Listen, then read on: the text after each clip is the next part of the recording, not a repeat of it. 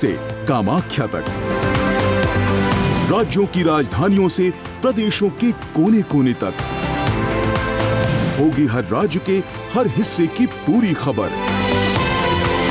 देखिए भारत एट 7 खबर राज्यों की सोमवार से शुक्रवार शाम 7 बजे सिर्फ डीडी न्यूज पर।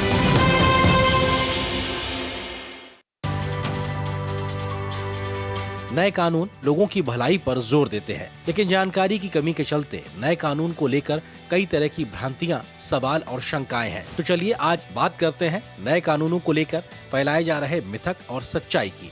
मिथ है कि पुलिस हिरासत की अवधि 15 से बढ़ाकर 90 दिन करना पुलिस की यातना की संभावनाओं को बढ़ाता है, जबकि सच्चाई ये है कि कानून में 24 घंटे के भीतर जांच पूरी नहीं होने पर प्रक्रिया निर्धारित की गई है। पुलिस हिरासत की अवधि 15 दिन तक ही सीमित है। BNSS के तहत लागू 60 से 90 दिनों की कुल अवधि में से 40 और 60 दिनों की अवधि के भीतर आंशिक या पूरी पुलिस हिरासत ली जा सकती है। पुलिस हिरासत देने में न्यायालय का विवेक पहले की ही तरह बरकरार रखा गया है। अगर आरोपी जमानत का पात्र है तो पहले 15 दिनों से अधिक की पुलिस हिरासत आरोपी की जमानत में बाधा नहीं बनेगी।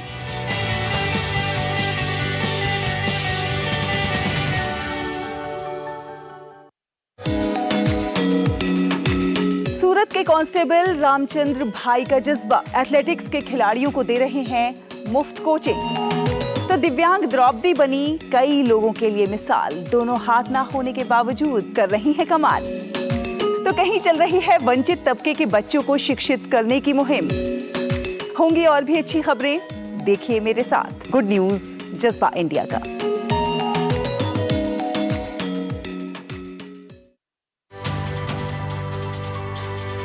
नए कानून लोगों की भलाई पर जोर देते हैं, लेकिन जानकारी की कमी के चलते नए कानून को लेकर कई तरह की भ्रांतियां, सवाल और शंकाएं हैं। तो चलिए आज बात करते हैं नए कानूनों को लेकर फैलाए जा रहे मिथक और सच्चाई की। बड़ा मिथक देशद्रोह को लेकर है कि राजद्रोह का नया रूप देशद्रोह है। असल में औपनिवेशिक शासकों द्वारा अपनी सत्ता मजबूत करने के लिए लागू की गई राजद्रोह की धाराओं को हटा दिया गया है। सरकार के प्रति नफरत पैदा करने वाली अभिव्यक्तियों को अपराधीकरण से परे रखा गया है, जबकि देश की अखंडता की रक्षा पर खतरा पैदा करने वाले सशस्त्र, विनाशकारी और अलगाववादी गतिविधियों के लिए सजा का प्रावधान है।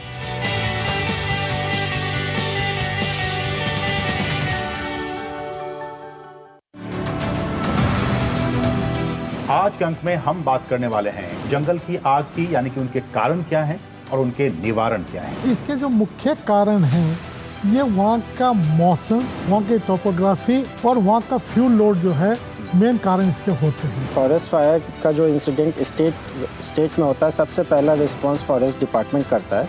फॉरेस्ट डिपार्टमेंट है, लोकल कम्युनिटी है, फायर सर्विस के लोग हैं, वो रिस्पॉन्ड करते हैं। जंगल की आग बुझाने में सबसे ज़्यादा जो महत्वपूर्ण हाथ है वो कम्युनिटी का है।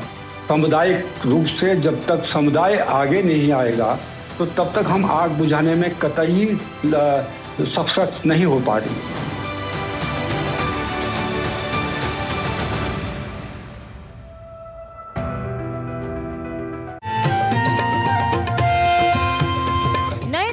करें शुरुआत भारतीय ज्ञान परंपरा, संस्कृत और स्वास्थ्य के साथ। स्वास्थ्य में उपयोगी आयुष पद्धतियों का विज्ञान, संस्कृति, कला, योग का अद्भुत ज्ञान। देखिए विशेष कार्यक्रम सुप्रभातम सोमवार से शुक्रवार सुबह 7 बजे सिर्फ डीडी न्यूज पर।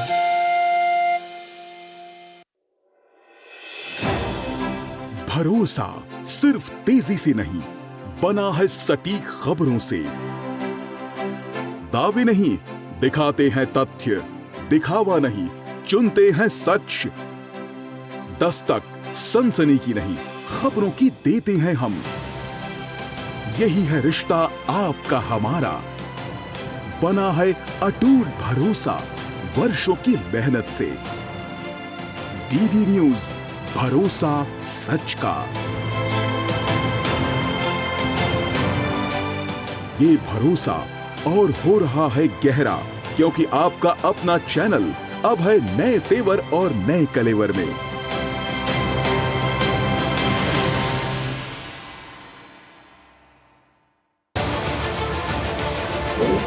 उत्तर से दक्षिण तक, पूर्व से पश्चिम तक, देश हो या दुनिया की, खबर है तो पड़ताल जरूरी है। देखिए हमारे साथ मेरे पीछे भारत की सबसे एजेंडा भारत का है और किस तरह से एक नई शुरुआत इस वक्त लोगों को अगर स्वरोजगार से अपने को इसमें सोमवार से शुक्रवार दोपहर 3 बजे सिर्फ डीडी न्यूज पर।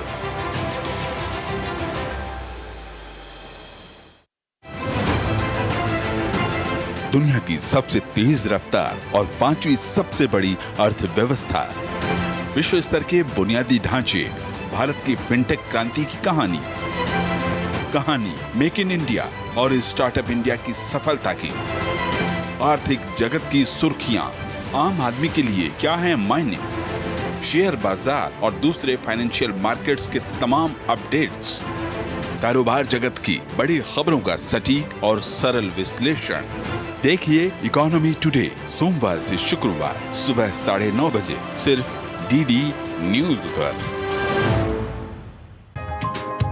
चाय की प्याली के साथ खबरों से भरी नई सुबह, देश की राजनीति, आम जन की कहानी, विदेशों की हलचल, कारोबार का गुणा भाग, खेल का मैदान, मनोरंजन और ज्ञान विज्ञान, विरासत और संस्कृति के साथ सेहत की बात और ग्लैमर का तड़का। सोमवार से शुक्रवार सुबह 8 से 9 बजे। सुकून से भरा नया सवेरा।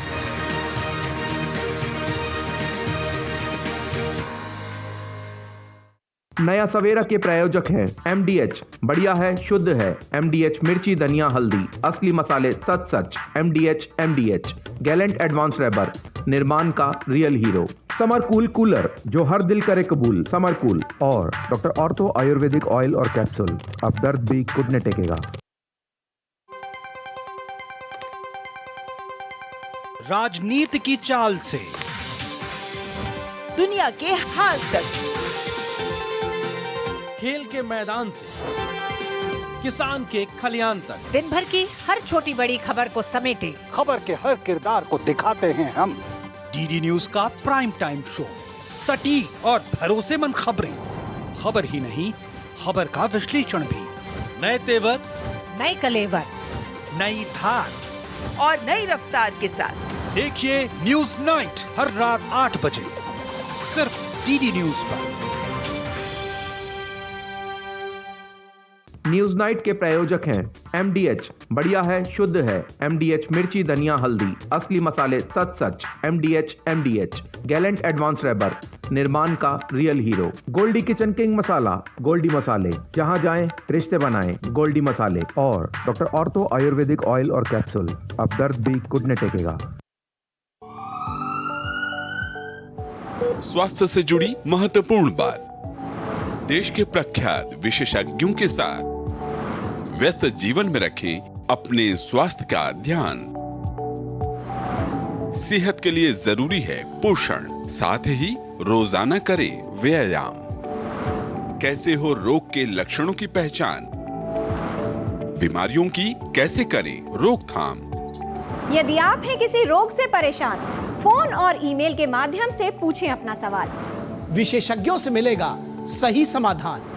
देखिए स्वास्थ्य से जुड़ा विशेष कार्यक्रम टोटल हेल्थ हर शनिवार और रविवार सुबह 8:30 बजे सिर्फ डीडी न्यूज पर। राष्ट्रीय खबरें हो या अंतर्राष्ट्रीय मुद्दे की बात, राजनीति से जुड़ा हर पहलू, साथ ही बिजनेस का उतार चढ़ाव, खेल जगत की अपडेट से लेकर मनोरंजन की छोटी बड़ी हलचल, वहीं बड़ी खबरों की संपूर्ण कवरेज, ताकि आप रहें खबरों के बीच। देखिए मिड डे प्राइम सोमवार से शुक्रवार दोपहर 1 बजे।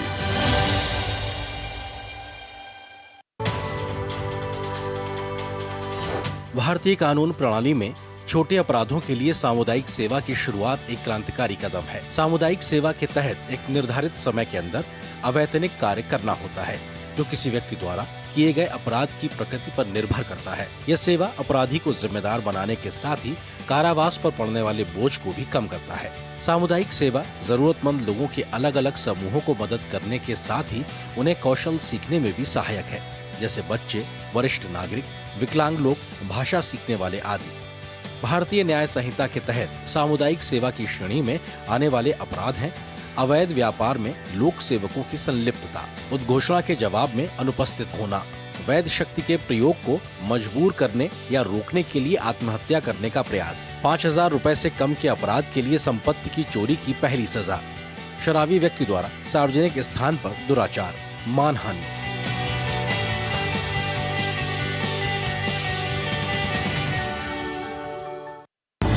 सरदार, समझ में नहीं आ रहा है क्यों कोई कठोर कदम नहीं उठा रहा है पंजाब प्रोविंस का सरकार। ये जिन्ना, ये मुस्लिम लीग क्या कर रहे हैं? पुलिस ऑफिसर पर हमला, ब्रिटिश ऑफिसर को भी नहीं छोड़ा। I will show you statistics. आप बोल रहे हैं कि सिचुएशन बुरी नहीं है? कतई मंजूर नहीं हमें इतना छोटा पाकिस्तान। ऐसा नहीं लगता कि आप कुछ ज्यादा ही मांग रहे हैं मिस्टर जिन्ना? इससे कम कुछ भी मंजूर नहीं हम। सरदार द गेम चेंजर हर रविवार प्रातः 11:30 बजे और पुनः प्रसारण रात 10 बजे सिर्फ डीडी नेशनल पर। देश का पहला चैनल, देश का अपना चैनल। इस नए कानून का उद्देश्य न्याय प्रणाली की दक्षता, निष्पक्षता और जवाबदेही को बढ़ाना है। ये पीड़ित को आपराधिक मुकदमे में एक हितधारक के रूप में मान्यता देता है। पीड़ितों के सशक्तिकरण के लिए लाए गए इस कानून की कई विशेषताएं हैं। मसलन पीड़ितों को भागीदारी का हक, इसके तहत पीड़ितों को अपने विचार व्यक्त करने का अधिकार है। न्याय की आसान प्रक्रिया, इसके तहत 0 FIR और E-FIR की सुविधा मौजूद है। सूचना का अधिकार, इसके तहत पीड़ित को FIR की कॉपी लेने के अधिकार के साथ ही 90 दिनों के भीतर जांच की प्रगति के बारे में भी जानने का अधिकार है। पारदर्शिता, BNS पीड़ितों को जांच और परीक्षण के विभिन्न चरणों में जानकारी प्राप्त करने का अधिकार देता है।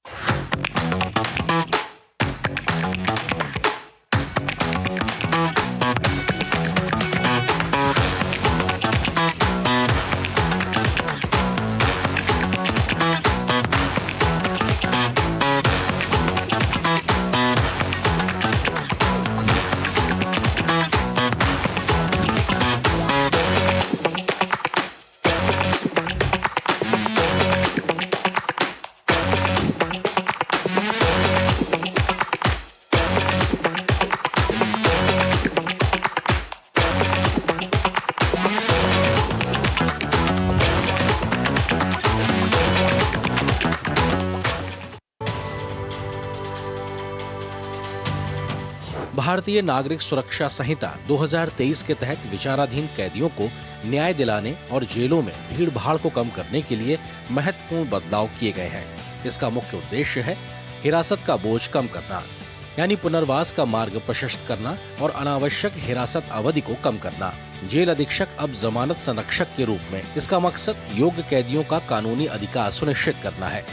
इस कानून के कई फायदे हैं, जैसे समय पर न्याय सुनिश्चित करना और जेलों में कैदियों की संख्या कम करना, छोटे अपराधों के आरोपियों या दोषी लोगों के लिए राहत, अपराधियों को समाज की मुख्यधारा में लाना।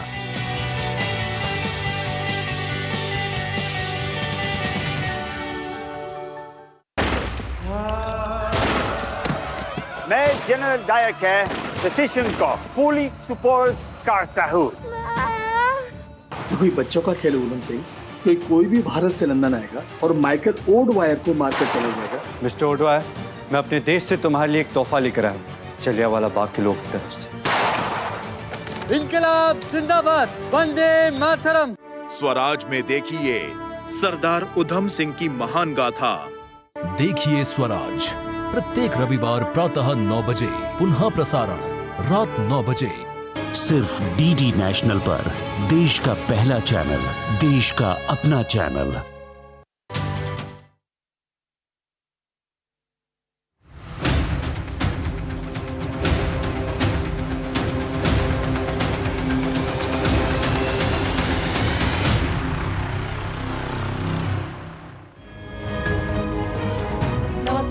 कुवैत एट 7 PM में आप सभी का स्वागत है। मैं हूं रमा त्यागी। अपने इस खास कार्यक्रम में हम लेकर आते हैं दिन भर की प्रमुख खबरें राज्यों से और उन पर बात करते हैं ग्राउंड जीरो पे मौजूद अपने संवाददाताओं के साथ। तो शुरुआत करते हैं हेडलाइंस के साथ। पीएम मोदी जी 7 के आउटरीच सत्र में शामिल। इटली की प्रधानमंत्री ने किया प्रधानमंत्री नरेंद्र मोदी का स्वागत। सम्मेलन में आर्टिफिशियल इंटेलिजेंस, ऊर्जा, अफ्रीका और भूमध्य सागर पर होगा फोकस। प्रधानमंत्री नरेंद्र मोदी ने इटली में G7 शिखर सम्मेलन से इतर फ्रांस के राष्ट्रपति इमानुएल मैक्रो, ब्रिटेन के प्रधानमंत्री ऋषि सुनक और यूक्रेन के राष्ट्रपति व्लादिमीर ज़ेलेंस्की से की द्विपक्षीय मुलाकात।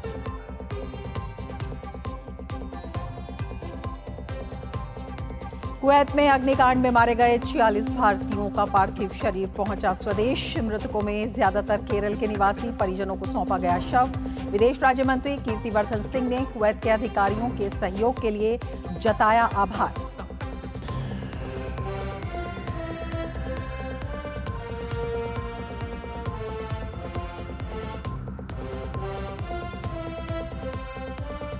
छब्बीस जून को होगा 18वीं लोकसभा के अध्यक्ष का चुनाव। 24 जून को पहला सत्र।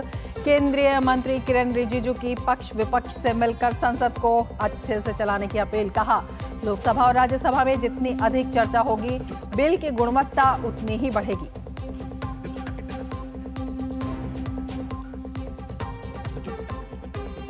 नीट में धांधली और पेपर लीक के आरोपों की सीबीआई जांच की मांग वाली याचिका पर सुप्रीम कोर्ट ने जारी किया नोटिस। एनटीए को 2 हफ्ते में देना होगा जवाब। 8 जुलाई को पहले से लंबित मामलों के साथ ही होगी सुनवाई। शिक्षा मंत्री धर्मेंद्र प्रधान ने कहा, केंद्र सरकार परीक्षार्थियों के हितों को सुनिश्चित करने के लिए है प्रतिबद्ध।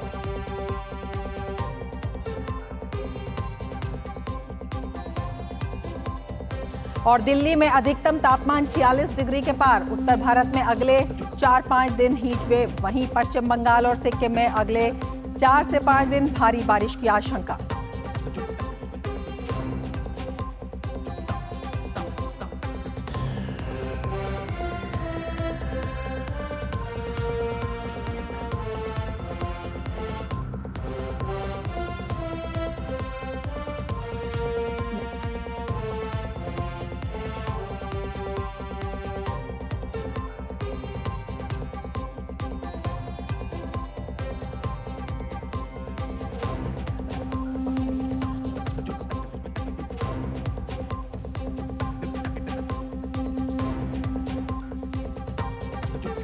और अब विस्तार से समाचार। कुवैत अग्निकांड में मरने वाले 46 भारतीयों के शव लेकर एयरफोर्स का विमान कोच्चि पहुंचा। कुवैत में एक बहुमंजिली इमारत में आग से मारे गए इन भारतीय शवों की पहचान कर ली गई है। हालात का जायजा लेने कुवैत पहुंचे विदेश राज्य मंत्री कीर्तिवर्धन सिंह भी इसी विमान में सवार थे। कीर्तिवर्धन सिंह प्रधानमंत्री के निर्देश पर कुवैत गए थे। इस हादसे में मारे गए कुल 49 लोगों में से 46 भारतीय थे। इनमें से 23 केरल से थे, 7 तमिलनाडु से, 4 उत्तर प्रदेश, 3 आंध्र प्रदेश, 2 बिहार, 2 ओडिशा, 1 झारखंड, कर्नाटक, महाराष्ट्र, पंजाब और पश्चिम बंगाल से थे। इन शवों को भारतीय वायुसेना के C-130J सुपर हर्क्यूलिस विमान से भारत लाया गया है। केरल के मुख्यमंत्री पिनराई विजयन समेत कई वरिष्ठ राजनेता कोच्चि इंटरनेशनल हवाई अड्डे पर मृतकों को श्रद्धांजलि देने के लिए पहुंचे थे। केरल सरकार ने शवों को निरीक्षण की व्यवस्था भी की। साथ ही प्रत्येक शव को उनके घर ले जाने के लिए एक एम्बुलेंस भी आवंटित की गई। हवाई अड्डे पर पार्थिव शरीर को कुछ देर के लिए रखा गया, जिसके बाद मृतकों के परिजनों को सौंप दिया गया। कुवैत से स्वदेश पहुंचे पार्थिव शरीर को लेने के लिए कोच्चि हवाई अड्डे पहुंचे केरल के मुख्यमंत्री पिनराई विजयन ने भारत सरकार को धन्यवाद दिया। उन्होंने इतनी जल्दी सब कुछ करने के लिए भारत सरकार के साथ साथ कुवैत की सरकार का भी आभार जताया।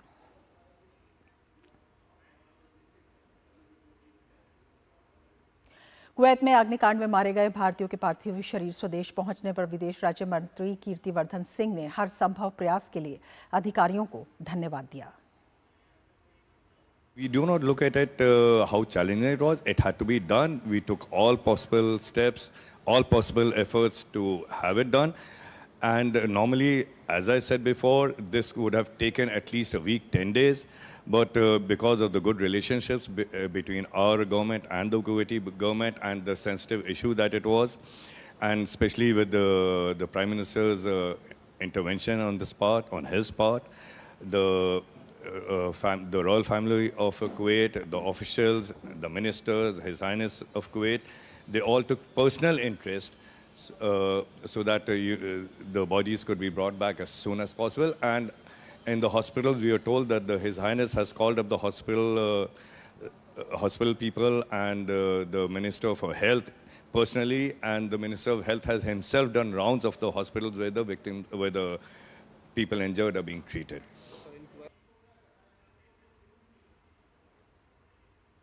आगे बढ़ेंगे। उत्तर प्रदेश के मुख्यमंत्री योगी आदित्यनाथ ने आगामी त्योहारों को देखते हुए अधिकारियों के साथ एक उच्च स्तरीय बैठक की। बैठक में सुदृढ़ कानून व्यवस्था और श्रद्धालुओं की सुविधाओं के संबंध में सीएम योगी ने शासन प्रशासन को 24/7 एक्टिव मोड में रहने का निर्देश दिया। योगी ने गांव, शहरों, महानगर कहीं भी रोस्टरिंग के नाम पर अनावश्यक पावर कट पर सावधानी बरतने को कहा। इसके साथ ही गंगा दशहरा को देखते हुए गंगा नदी के घाटों की साफ सफाई और साज सज्जा को लेकर भी निर्देश जारी किया। बकरीद को देखते हुए प्रशासन को निर्देश दिए गए हैं। बकरीद के लिए कुर्बानी के लिए स्थान का चुनाव पहले से करने और प्रत्येक दशा में प्रतिबंधित पशु की कुर्बानी ना हो, ऐसा सुनिश्चित करने के लिए कहा गया है। इसके साथ ही नमाज को निर्धारित स्थल पर किए जाने को लेकर कहा गया है। बैठक के दौरान मुख्यमंत्री ने कहा कि त्योहारों को अवेयरनेस का माध्यम बनाना चाहिए। हर पर्व शांति और सौहार्द के बीच संपन्न कराने के साथ ही स्थानीय जरूरतों के हिसाब से सभी जरूरी प्रयास किया जाना प्रशासन की जिम्मेदारी है।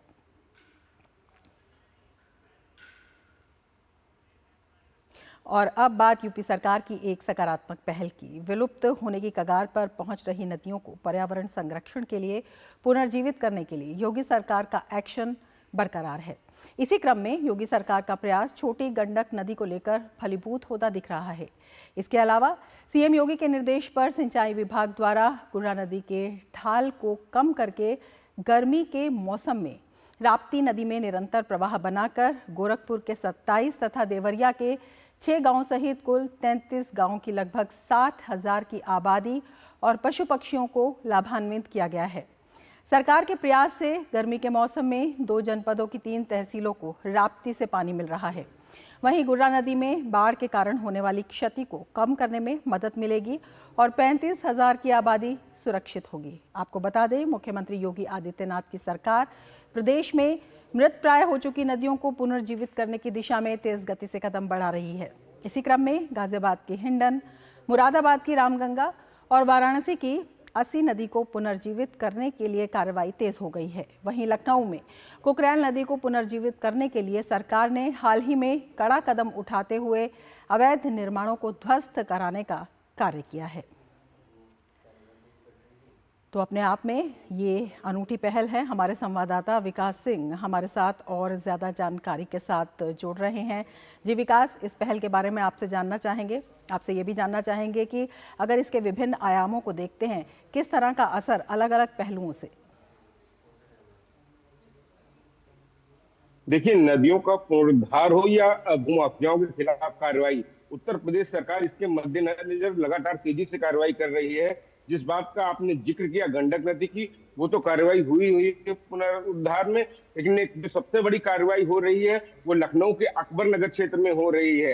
यहाँ पर कुकरैल नदी विलुप्त के कगार पर आ गई थी, जिस पर उत्तर प्रदेश सरकार ने कार्रवाई की उसको पुनर्जीवित करने के लिए। मामला इस कदर था कि 2012 से 17 तक यहाँ पर सरकार की मिलीभगत से ढेर सारे भूमाफियाओं ने एक बड़ी जमीन पर कब्जा कर लिया, वहां पर बड़े बड़े शोरूम बना लिए। इसके बाद वहां पर अवैध कॉलोनियां भी बनाई गई और उसके साथ साथ तमाम सारे मासूम लोगों को, यहाँ के आम लोगों को उसे बेचा भी गया।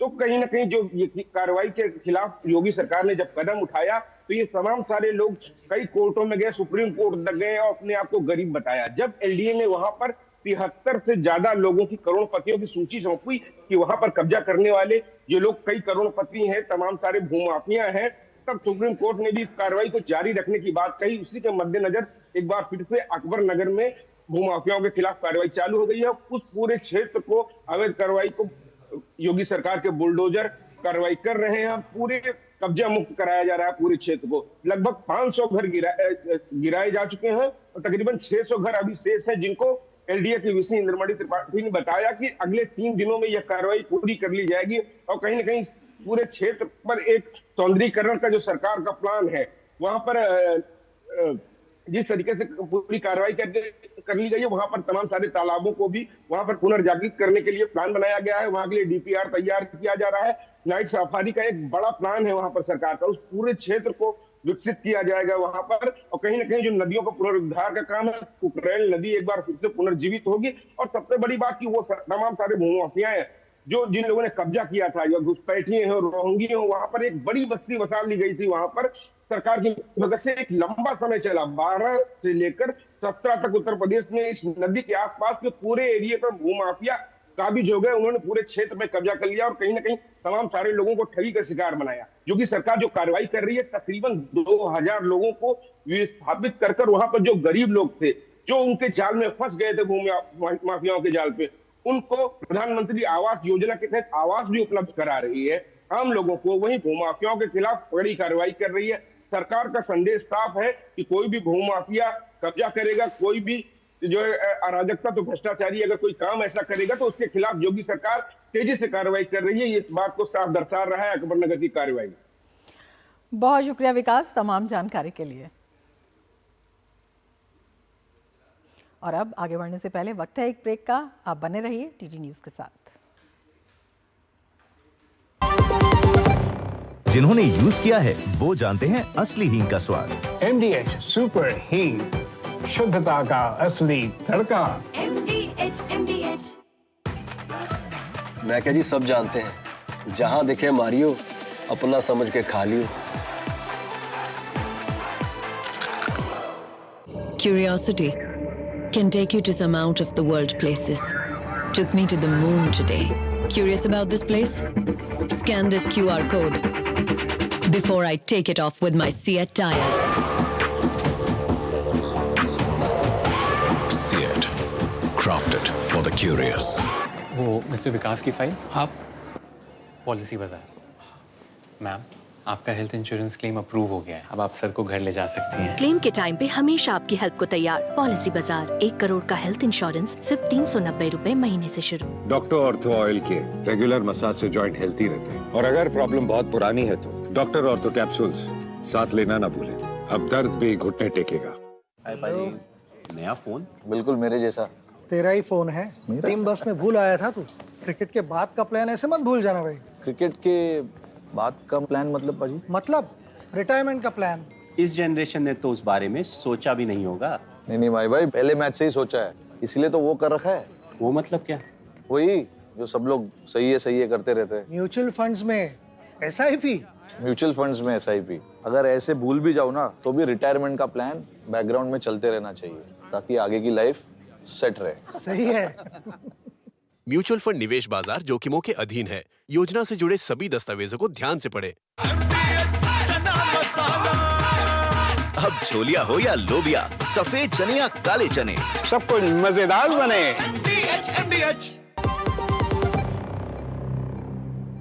ब्रेक के बाद फिर से आपका स्वागत है और अब बात राजस्थान की।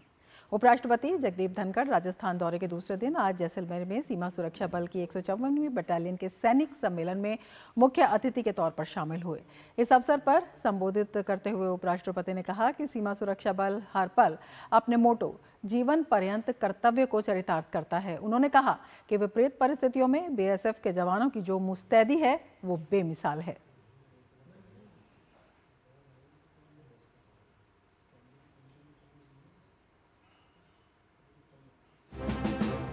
आपका कार्य प्रशंसनीय है, वंदनीय है, आंखों से देखा है। तपतपाती धूप, चारों तरफ का वातावरण, चुनौतीपूर्ण पड़ोसी और आपको एक एक पल, आपको पलक झुकाने की भी फुर्सत नहीं है। यह सजगता मैंने खुद आंखों से देखी है। मैं आपको नमन करता हूं। कैसी परिस्थितियां हैं जानता हूं। हिमालय की ऊंची पहाड़ियां, थार का तपता हुआ रेगिस्तान, पूर्वोत्तर के घने जंगल, दलदल से भरे रन क्रीक में सीमा सुरक्षा बल के जवानों की जो मुस्तैदी है वो किसी भी पुरुषार्थ के लिए अनुकरणीय है। हर पल आप अपने मोटो जीवन पर्यंत कर्तव्य को चरितार्थ करते हैं। उपराष्ट्रपति ने जैसलमेर में सीमा सुरक्षा बल की 154वीं बटालियन में गार्ड ऑफ ऑनर का निरीक्षण किया।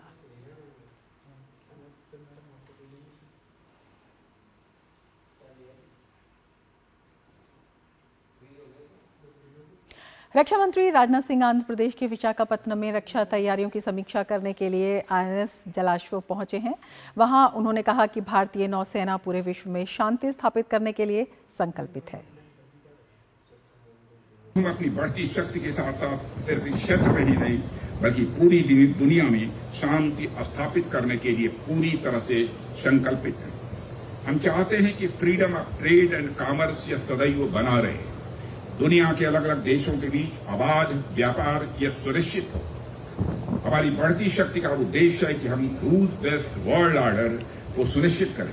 हमारी बढ़ती शक्ति का उद्देश्य है कि हम हिंद महासागर तथा हिंद प्रशांत क्षेत्र में इलीगल एंड अनरेगुलेटेड फिशिंग को भी रोकें। हमारी नौसेना की बढ़ती शक्ति इस क्षेत्र में नारकोटिक्स व ह्यूमन ट्रैफिकिंग को भी रोक रही है।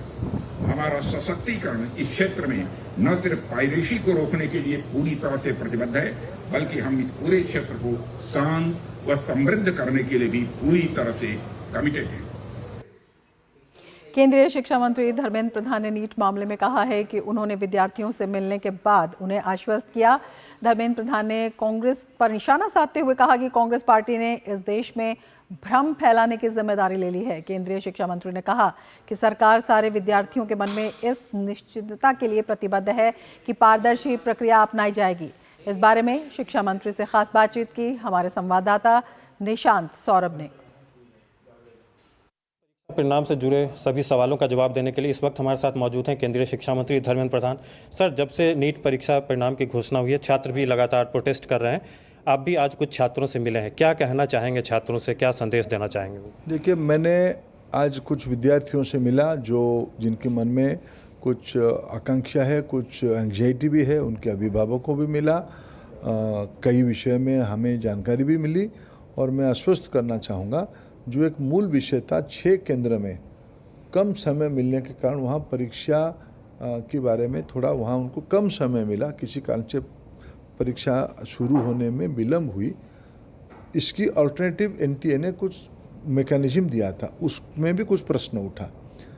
फिर कोर्ट की हस्तक्षेप हुई, कोर्ट के सामने एक हमने अल्टरनेटिव फार्मूला रखा, कोर्ट ने उसको स्वीकृति दिया है। मेरे ख्याल से NTA की ओर से समाधान देने के बाद और जो विद्यार्थियों में नीट को लेकर एक प्रश्न आया था उसमें एक समाधान आई है। पटना में और गोधरा में जिस तरह से धोखाधड़ी की घटनाएं हुई हैं, तो क्या उनके खिलाफ क्या कार्रवाई? देखो, मेरे पास जितनी जानकारी सेकेंडरी इन्फॉर्मेशन है, ये सारा विषय में वहाँ की एजेंसी कड़ी कार्रवाई कर रही है और वहाँ की एजेंसियों की प्रोएक्टिवनेस से वो ध्यान में आई है, कार्रवाई हो रही है, किसी को छोड़ा नहीं जाएगा। तो कांग्रेस पार्टी लगातार आक्रामक है और आज भी जैसे मल्लिकार्जुन खड़गे ने कहा कि सरकार इस पर लीपापोती कर रही है। किस चीज़ को लीपापोती की है? हमने सारा चीज़ को पारदर्शी। स्टूडेंट कहे कि हमको ग्रेस वाले फार्मूला में सहमत नहीं है, हमने बदला उसको।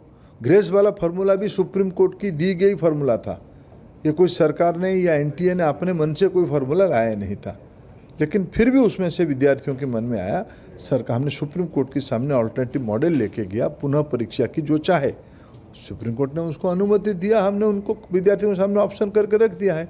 और 1-2 जगह की जो दुर्घटना की खबर आई है वो भी सारे सुप्रीम कोर्ट के संज्ञान में हम रखेंगे। सर, इस बार हमने देखा कि रिकॉर्ड 67 बच्चे इन्होंने परफेक्ट स्कोर हासिल किया, तो आपको क्या लगता है, क्या सिलेबस आसान था या फिर सिलेबस में कमी की गई थी जिस वजह से इतनी अधिक तादाद में बच्चों ने परफेक्ट स्कोर हासिल किया? जो सिलेबस कोरोना के बाद घटाया गया, उस घटी हुई सिलेबस के ऊपर इस बार क्वेश्चन बनाएंगे, सिलेबस को कम किया गया। एक दूसरा, 12वीं परीक्षा की स्टैंडर्ड की नीट एग्जामिनेशन के क्वेश्चन सेट करने के लिए और स्टेट बोर्ड की अनुयायी क्वेश्चन सेट करने के लिए प्रयास किया गया। इसीलिए परीक्षा टफ हो लेकिन इजी भी हो, समझ के अंदर हो। और तीसरा, इस बार 72 नए शहरों में 600 से ज़्यादा नए सेंटर्स खोले गए। ग्रामीण इलाका के, पिछड़े इलाका के बच्चे ज़्यादा पार्टिसिपेट किए हैं। 23,33,000 बच्चे इस बार पार्टिसिपेट किए, पिछले बार से ये 3 लाख ज़्यादा है। स्वाभाविक जब विद्यार्थी को एक ईज होता है, विद्यार्थी को उसकी मेधा को परीक्षा करना सिर्फ उसके मन में डर पैदा करने में नहीं होता है, उसको एक कंफर्ट लेवल से एग्जामिनेशन करवाना भी एक दायित्व होता है, जो सरकार ने इस बार किया। इसके कारण आज विद्यार्थियों में मेधा विद्यार्थी आगे आए हैं। यही कारण है आज इस बार परीक्षा में परफॉर्मेंस अच्छा हुआ है। अच्छा सर, जो प्रोटेस्ट हो रहा है बच्चों का, हम देख रहे हैं कि कई बड़े कोचिंग सेंटर वाले भी उसमें बैठे हैं, तो किस तरह से आप देखते हैं इस चीज़ को? जब सिलेक्शन हुए बच्चे कोचिंग सेंटर के बाहर चले जाते हैं, किसी को तो दिक्कत होना स्वाभाविक है, वो दिक्कत है उनको। आज परीक्षा कम बोझिला हो, परीक्षा में ग्रामीण पृष्ठभूमि के लोग, गरीब पृष्ठभूमि के लोग, मेधा विद्यार्थी पार्टिसिपेट कर पाए, ये सरकार की प्रयास रही है। एनटीए की क्या जवाबदेही तय की जाएगी इस पूरे मामले में अगर कुछ गड़बड़ी हो? कोई भी हो, जो लोग इसमें संश्लिष्ट रहेंगे, सरकारी गैर सरकारी किसी को भी छोड़ा नहीं जाएगा। तो ये थे केंद्रीय शिक्षा मंत्री धर्मेंद्र प्रधान, जिनका कहना है कि कोई भी अगर गड़बड़ी हुई है तो उसकी पूरी पारदर्शिता के साथ जांच की जाएगी और जो भी इसमें दोषी होगा उसके खिलाफ सख्त कार्रवाई की जाएगी। कैमरा पर्सन मनमोहन के साथ निशांत सौरभ, डीडी न्यूज़, दिल्ली। और आगे बढ़ने से पहले अब वक्त है एक ब्रेक का। आप देखते रहिए डीडी न्यूज़। लाल रंग इसका अपार, तीखा कम है फिर भी स्वाद, MDH कश्मीरी। MDH। तेरी होने वाली मदर इन लॉ कुछ ज्यादा ही ट्रेडिशनल है। ट्रेडिशनल लोग ज्यादा इमोशनल होते हैं। तो भाई साहब, अब कोई किसी की लाइफ में आग नहीं लगा पाएगा। समर कूल, जो हर दिल करे कबूल। गोल्डी छोले मसाले, जहाँ जाए रिश्ते बनाए, जहाँ जाए रिश्ते बनाए, गोल्डी मसाले। स्वाद से सबको दीवाना कर दे, दीवाना कर दे। पता का चाय, गजब का स्वाद। Curiosity can take you to some out of the world places. Took me to the moon today. Curious about this place? Scan this QR code before I take it off with my Seat tires. Seat, crafted for the curious. Break के बाद फिर से आपका स्वागत है। अगर आप cinema के शौकीन हैं तो निश्चित ही आप मुंबई में होने जा रहे अंतर्राष्ट्रीय फिल्म महोत्सव का इंतजार कर रहे होंगे। कल से 18वां मुंबई अंतर्राष्ट्रीय फिल्म महोत्सव शुरू होने जा रहा है। इस महोत्सव में दुनिया भर से आई डॉक्यूमेंट्री, लघु कथा और एनिमेशन फिल्में देखने को मिलेंगी।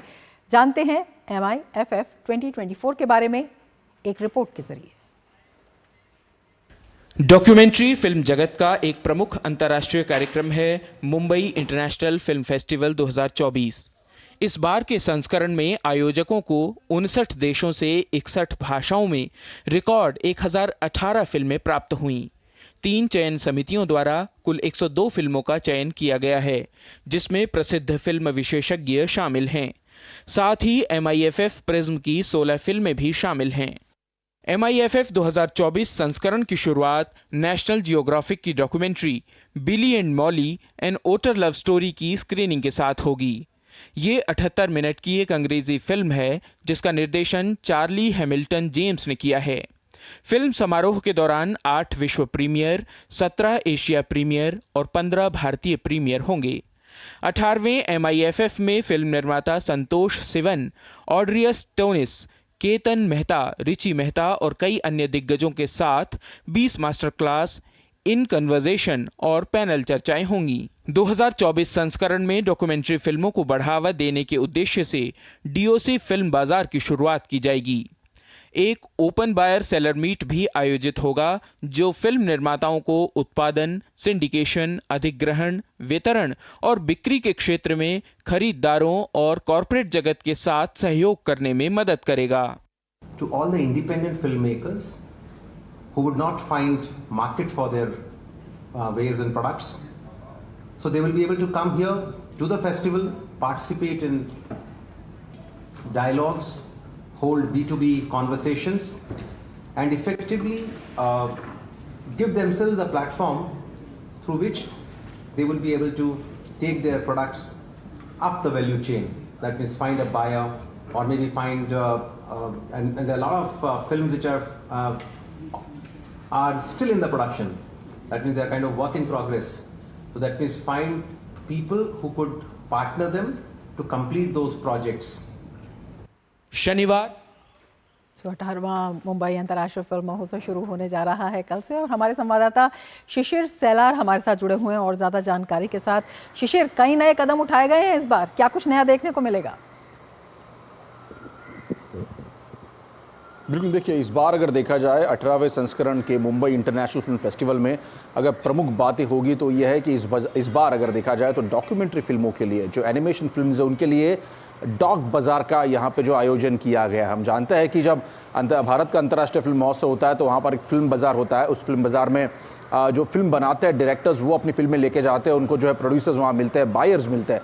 कुछ इसी तरह का अनुभव इस बार जो है 18वें मुंबई इंटरनेशनल फिल्म फेस्टिवल में दिखाई देगा, जिसमें जो डॉक्यूमेंट्री फिल्म मेकर्स है, जो एनिमेटर्स है, उनकी जो फिल्में हैं उनको जो है वो प्रदर्शित करेंगे, यहाँ पर सामने रखेंगे लोगों की, और जो बायर्स होंगे वो यहाँ पर आएंगे, जो प्रोड्यूसर्स होंगे उनके साथ पार्टनरशिप करेंगे। तो ऐसे समय में ये सिर्फ फिल्मों के स्क्रीनिंग तक ही सीमित नहीं रहेगा, बल्कि ये कहेंगे कि जिस प्रकार से बिजनेस है एंटरटेनमेंट का, खासतौर पर डॉक्यूमेंट्री और एनिमेशन फिल्म का, उसको बढ़ावा देने का काम जो है इस डॉक फिल्म बाजार के अंतर्गत भी किया जाएगा। दूसरी महत्वपूर्ण बात इसमें यह भी है कि इस बार अगर देखा जाए तो जो संख्या है, खास तौर पर एक 314, हालांकि जो इस वक्त आंकड़ा हमें प्राप्त हुआ है उसके अनुसार 314 मूवी जो है दिखाई जाएगी अलग अलग भाषाओं में।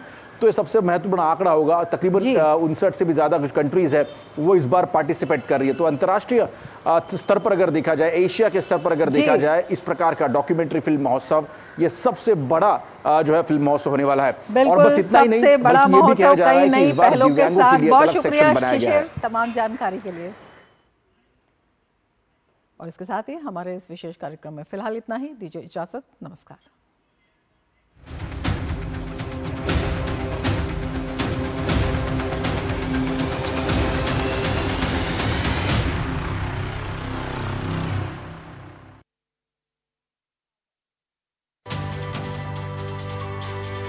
नए कानून लोगों की भलाई पर जोर देते हैं, लेकिन जानकारी की कमी के चलते नए कानून को लेकर कई तरह की भ्रांतियां, सवाल और शंकाएं हैं। तो चलिए आज बात करते हैं नए कानूनों को लेकर फैलाए जा रहे मिथक और सच्चाई की। मिथक है कि नए आपराधिक कानून मौजूदा सख्त प्रावधानों की महज एक पुनर्पैकेजिंग है, लेकिन सच्चाई ये है कि पुराने कानून में औपनिवेशिक शासकों ने अपना राज कायम करने के लिए बनाए गए थे, जबकि नए कानून नागरिक केंद्रित हैं, जिनमें देशद्रोह, आतंकवादी कृत्य, मॉब लिंचिंग, संगठित अपराध, छोटे संगठित अपराध, झपटमारी आदि नए अपराधों को शामिल किया गया है। ब्रिटिश काल के राजद्रोह कानून को हटा दिया गया है, जो सरकार के असंतुष्टों और आलोचकों के खिलाफ दुरुपयोग की चिंताओं को संबोधित करता है। नए कानूनी ढांचे में समानता को बढ़ावा देते हुए लिंग तटस्थ भाषा को शामिल किया गया है। मानसिक स्वास्थ्य संबंधी शब्दावली में सुधार किया गया है। पागलपन, उन्मादी, मूर्ख, विक्षिप्त मानसिकता और मंद बुद्धि जैसे शब्दों को हटाते हुए संवेदनशील दृष्टिकोण को दर्शाया गया है। भ्रष्ट सिविल सेवकों पर मुकदमा चलाने के लिए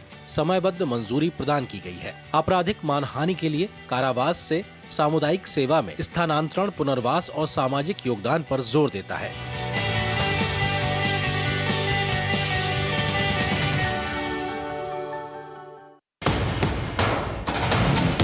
कश्मीर से कन्याकुमारी तक, कच्छ से कामाख्या तक, राज्यों की राजधानियों से प्रदेशों के कोने कोने तक, होगी हर राज्य के हर हिस्से की पूरी खबर।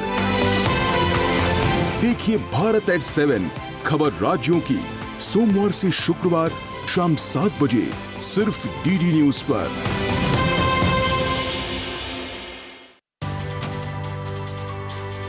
नए कानून लोगों की भलाई पर जोर देते हैं, लेकिन जानकारी की कमी के चलते नए कानून को लेकर कई तरह की भ्रांतियां, सवाल और शंकाएं हैं। तो चलिए आज बात करते हैं नए कानूनों को लेकर फैलाए जा रहे मिथक और सच्चाई की। मिथ है कि पुलिस हिरासत की अवधि 15 से बढ़ाकर 90 दिन करना पुलिस की यातना की संभावनाओं को बढ़ाता है, जबकि सच्चाई ये है कि कानून में 24 घंटे के भीतर जांच पूरी नहीं होने पर प्रक्रिया निर्धारित की गई है। पुलिस हिरासत की अवधि 15 दिन तक ही सीमित है।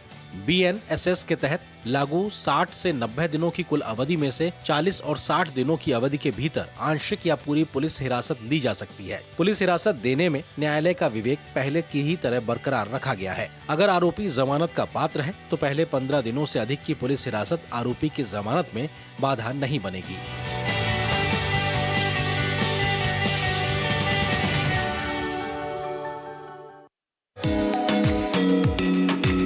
सूरत के कांस्टेबल रामचंद्र भाई का जज्बा, एथलेटिक्स के खिलाड़ियों को दे रहे हैं मुफ्त कोचिंग। तो दिव्यांग द्रौपदी बनी कई लोगों के लिए मिसाल, दोनों हाथ ना होने के बावजूद कर रही है कमाल। तो कहीं चल रही है वंचित तबके के बच्चों को शिक्षित करने की मुहिम।